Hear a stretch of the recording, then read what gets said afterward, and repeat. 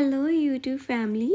Hope you all are doing great. In today's video, we will dive into the world of color idioms and explore how they can enhance your English proficiency. So, without any further ado, let's get started. So, our first idiom is with flying color. It is an amazing expression that means to succeed or excel in something.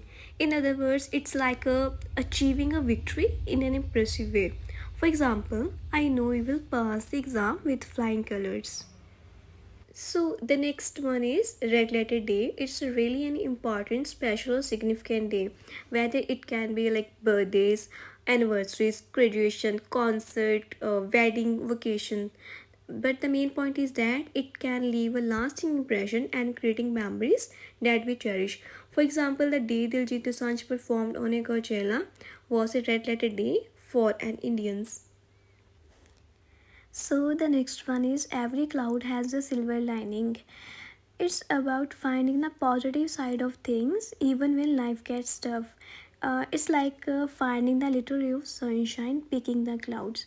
To exemplify, even though I didn't win the competition, but the experience helped me grow and learn. As there's a popular saying that every cloud has a silver lining. So the fourth one is white lie. It's referring to a small lie or a harmless lie that is told with a good intention. See, honesty is a key, but sometimes we find ourselves in a situation where we have to navigate the delicate between truth and kindness. For example, sometimes it's better to tell a white lie than to hurt someone's feelings. Last but not least, fifth idiom is born with a silver spoon in her mouth. It means a person who is born into a rich family, or they may have grown up in luxurious surroundings and had access to best opportunities and never ever had to worry about the financial struggles.